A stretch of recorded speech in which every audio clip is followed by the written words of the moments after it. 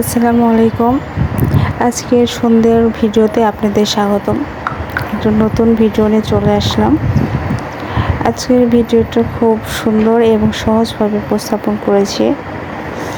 এই ভিডিওটা বা এই চিত্রটা তৈরি করার জন্য প্রথমে আমরা 3টা অস্পষ্ট দাগ দিয়ে নেব।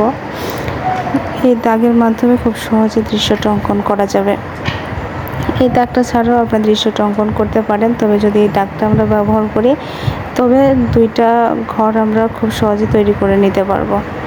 আর এই দাগটা যেহেতু অস্পষ্টভাবে দেওয়া হয়েছে, যে কারণে এই দাগ মেশানোর কোনো ঝামেলাও থাকবে না। তো প্রথমে আমরা দুপাশে 2টা একচালা বাড়ি তৈরি করে নিচ্ছি।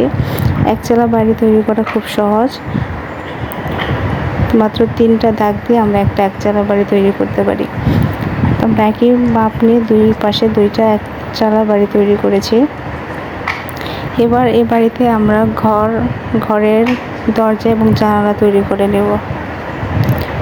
ঘরের মাঝ বরাবর আমরা দরজা দিব।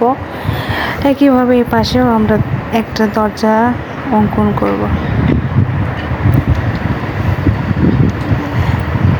একচালা বাড়িটা কিন্তু দেখেন দেখতে খুব সুন্দর লাগছে। মাঝখানে একটা দাগ দিব, দাগের কারণে মনে হবে যে এটা একটা দরজা। এবার আমরা ঘরের দুপাশে 2টা জানালা তৈরি করব। এটা হাত দিয়ে ব্যবহার করা যায়, তবে স্কেল ব্যবহার করলে একটু দাগটা সোজা হয়, যে কারণে স্কেল ব্যবহার করা। তো আমরা ঘরের 2 পাশে 2টা জানালা তৈরি করলাম।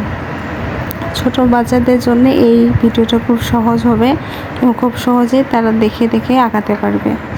এবার 2 ঘরের মাঝ বরাবর একটা দাগ দিয়ে নেব, যাতে বোঝা যায় যে এই দাগের মাধ্যমে খুব দূরের গাছপালা বোঝা যাচ্ছে।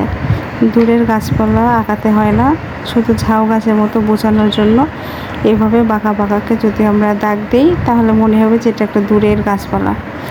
এবার মাঝখানে আমরা একটা রাস্তা ব্যবহার করব, যে কারণে প্রথমে একটা হালকা দাগ দিয়ে আমরা মাপটা নিয়ে নিলাম।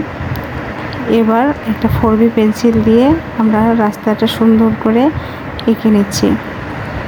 তো আকাশটা খালি খালি মনে হচ্ছে, যে কারণে আকাশে আমরা একটা সূর্য আঁকাবো। সূর্য আঁকানোর জন্যে একটা অর্ধবৃত্ত অঙ্কন করব। এবার বড় বড় করে আমরা 3 পাশে 3টা দাগ দেব, এর মাঝখানে ছোট ছোট করে 3টা দাগ দিব। আমাদের সুন্দর ভিডিও তৈরি হয়ে গেল। তো দুপাশে 2টা পাখি দিলে ভিডিওটা কিন্তু আরও সুন্দর হবে, দৃশ্যটা দেখতেও খুব সুন্দর লাগবে। এর জন্য আমরা 2 দাগ দিয়ে আমরা পাখি অঙ্কন করব। ভিডিওটা কেমন লাগলো আপনারা জানাবেন।